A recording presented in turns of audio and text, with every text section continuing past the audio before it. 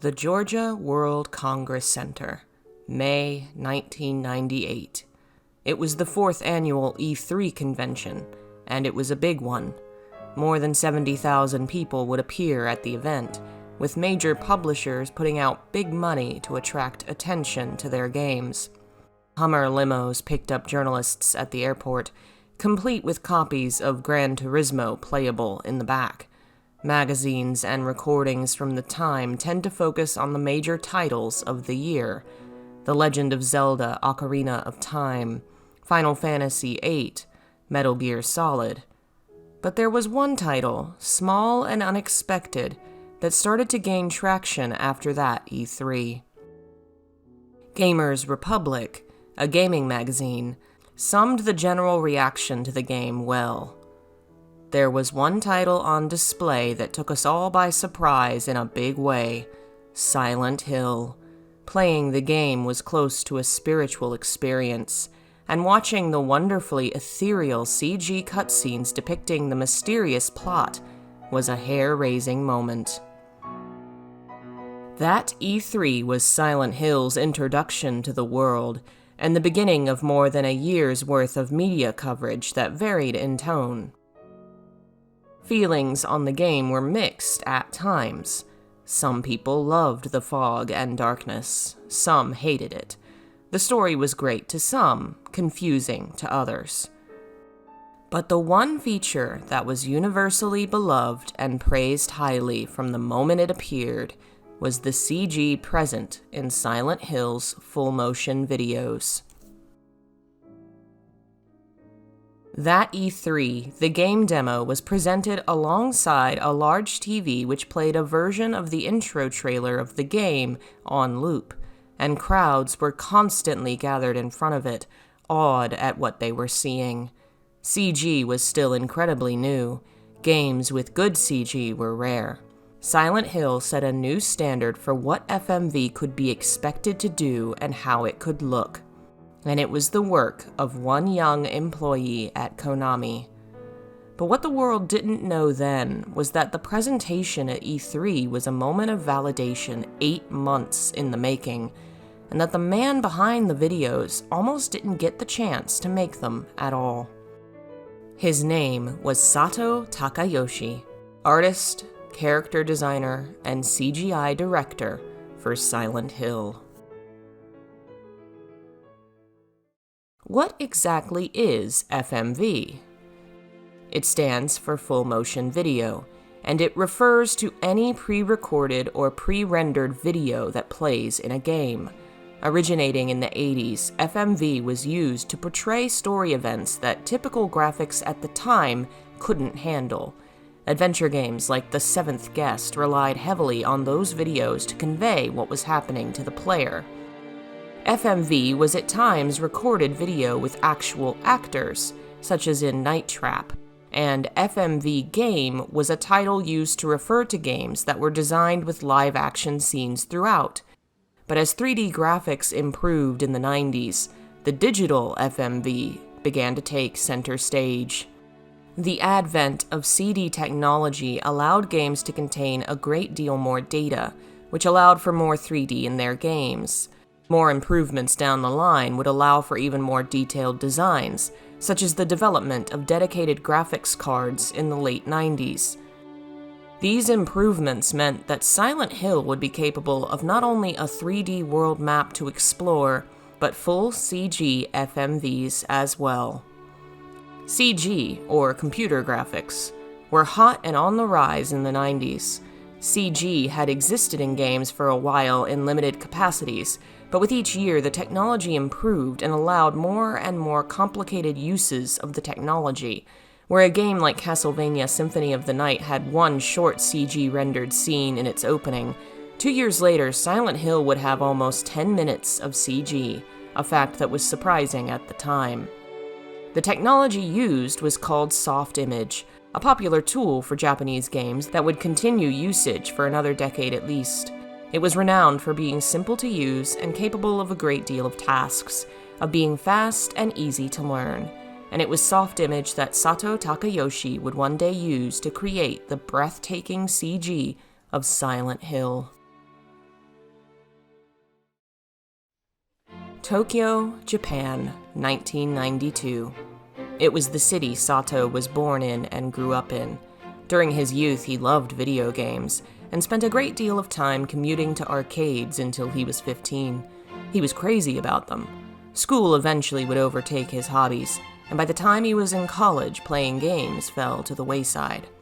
He went to Tama Art University in Tokyo in 1992, studying sculpture, fine art, and eventually majoring in oil painting. It wasn't all he studied. He took classes in contemporary philosophy, literature, and cultural history. An artist in Sato's mind was not a professional or a mere person with a job. An artist was someone whose works could change the world. It would take more than learning a skill to be capable of creating real art.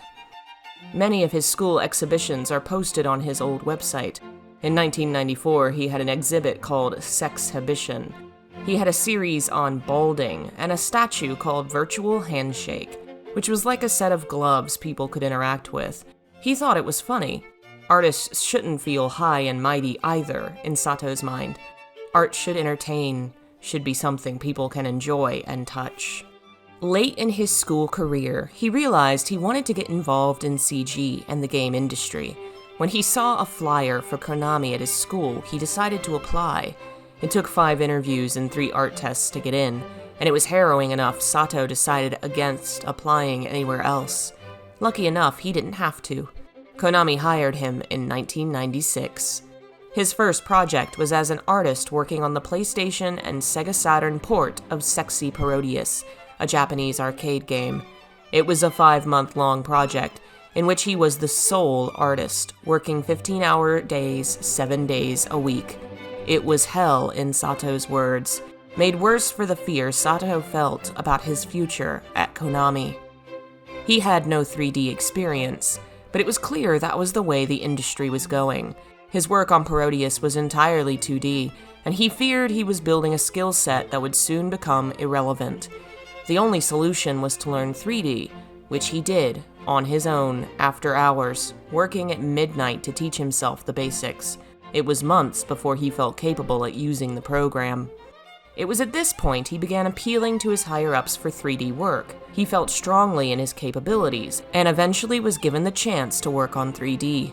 But the projects were small, creating letters for subtitles, working on UI, and sorting files. Older employees in the company who knew nothing of 3D were coming to Sato for assistance on their projects and receiving credit for work Sato did for them. And still, Sato hadn't gotten what he'd wanted, real 3D work, on a big project like Silent Hill or Metal Gear Solid.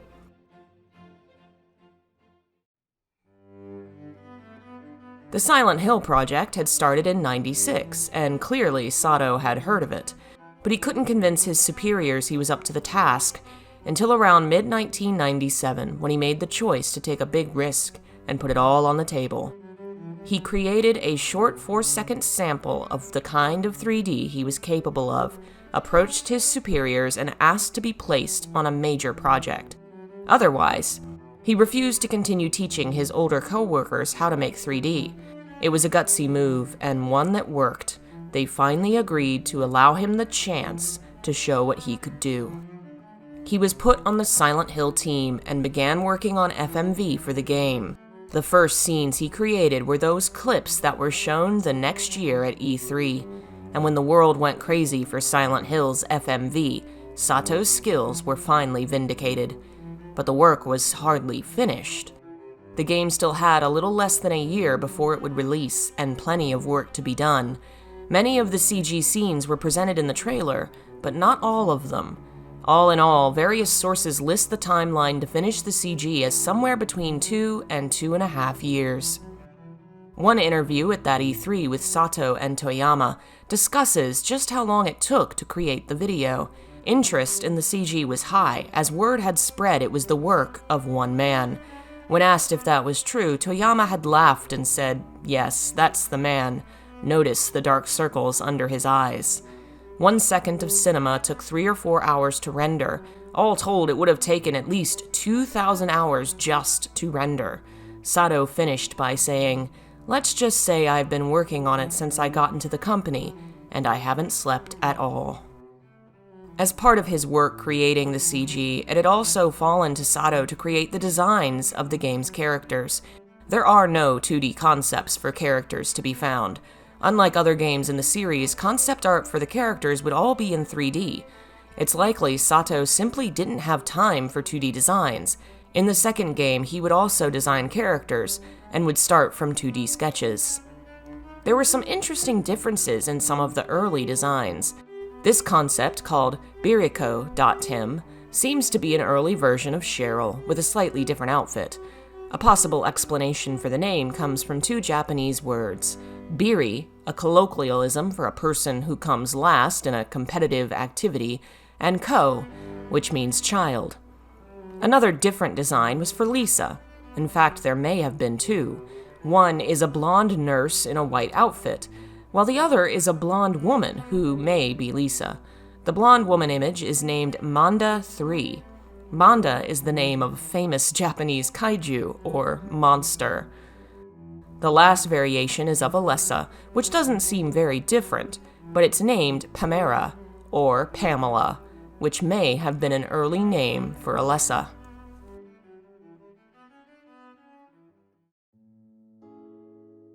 Sato had spent his first months on Silent Hill working alone, but would he continue having to work on his own?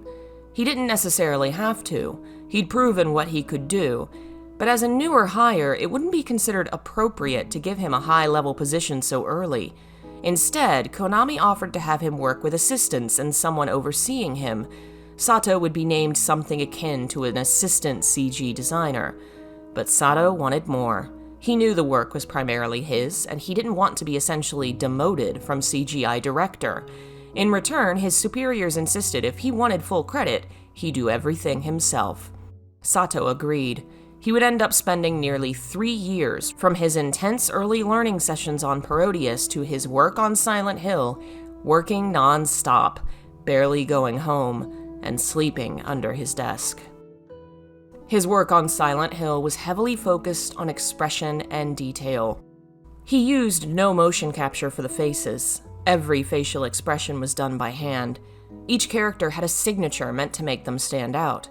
Dahlia's, for instance, was her withered neck. The skin from clavicle to jaw was slack and wrinkled, an effect that was difficult to achieve at the time. The game was finalized sometime in late January, early February, with the official release date as February 23, 1999. It had been 3 long, grueling years, and it was work that paid off. Not only did Silent Hill benefit greatly from Sato's work, but he would also personally receive official recognition from multiple places for his talent. In 1998, he received a Japanese Cultural Ministry Award for his CGI direction and movie work, and the Personal CEO Award from Konami. In 1999, his work was presented at the SIGGRAPH convention, or the Special Interest Group on Computer Graphics and Interactive Techniques. In 2000, he returned to the event and showed work on the as-yet unreleased Silent Hill 2. He'd made it. He'd proven what he set out to prove, and earned a great deal of freedom on his next project. And this time, he wouldn't have to do it alone. For Silent Hill 2, Sato Takayoshi would step forward and become part of the central development of the game, its dialogue, story concepts, character designs, and of course, CG. He was given free rein of his own team, Sato Works, and in December 1999 he was assigned to work at Konami in San Francisco and moved to the United States. During the first game's development, he struggled with character design as he felt he didn't have enough experience drawing Americans. As part of his studies of them, he took influence from television that was airing at the time. Many of his Silent Hill 2 designs seem directly peeled from television. Laura and Mary resemble characters from the film Con Air. Maria's outfit has long been compared to that of Christina Aguilera's from the Teen Choice Awards, which aired on August 1st, 1999. It seems development of the game was already underway. With Sato Works, the CG of Silent Hill 2 would be divided between 4 people instead of 1.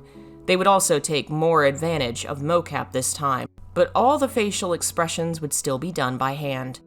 The team included Ninomiya Kazuhiko, Kurita Yukito, and Michael Miller. But that's a story for another day.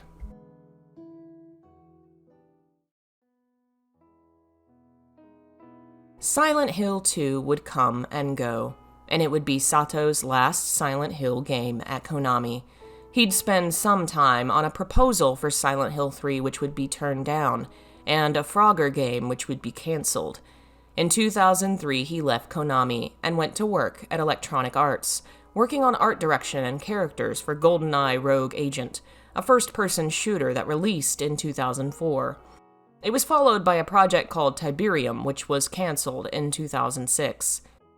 It was at this point that a chance encounter would send him down a different path. Sato was at a frustrating point in his career. Games felt stagnated to him. Everything was a specific genre. Everything was about guns and violence. There was nothing unique, nothing that was interesting to make. One year, at the Game Developers Conference, he happened to meet a man named Jerry Hennigan, who was employed with a company called Virtual Heroes. Virtual Heroes is a company that makes serious games. You've likely not played or even heard of many of them, because they're aimed at an entirely different purpose than general public sales. From educational tools to employee tutorials to surgical simulators, serious games are meant to inform and explain. Sato met Hennigan at GDC and approached him, saying he really wanted to come work for Virtual Heroes. "Look, I'm at a point in my career where they don't actually let me produce anything, and I'm going nuts," he told the man. In 2007, he would be brought onto the Virtual Heroes team. In another interview, Sato explained that serious games presented to him the opportunity to do something unique, not just model another gun. He'd end up leading a small team on the creation of multiple games, some award-winning, even traveling back home to Japan to give a presentation on the topic of serious games. He remained at the company for about a decade, living and working in my hometown, Raleigh, North Carolina. Eventually, he would move on from serious games, but he would not return to the generic violent games he'd grown tired of. In 2009, he worked as an artist and character designer for Tale of Tales, on a project called Fatale, designing the main character Salome for a story based upon biblical tales. He'd move on to Nintendo, working at times as visual producer or as art director on various Mario games, including the recent Luigi's Mansion 3 in 2019. Sato Takayoshi is an artist with a unique sensibility, especially with horror. He laments that the first Silent Hill couldn't focus more on building an intricate story, and he feels Silent Hill 3 went too far back towards traditional shock and gore horror as opposed to 2. It's clear his personal preference is for the cerebral, the kind of horror that comes from within. It shows in his inspirations. It was Sato who presented Crime and Punishment as an inspiration for Silent Hill 2, and as character designer for the first and second game, it was likely Sato who pulled on various sources for the characters' designs, such as Jacob's Ladder, The Exorcist 3, and Full Metal Jacket. In the Fun TV documentary on Silent Hill 2, Sato spoke about how Eros and Thanatos, or sex and death, were central to creating a story that resonates. In another interview, he spoke of how it mattered more to him to create something that would last, a work of art that would stay with people, rather than one that would make a quick buck. It is undoubtedly true that he has more than once done so, not just with his games, but with each of his haunting renders and works of art, and all the worlds he's helped to create.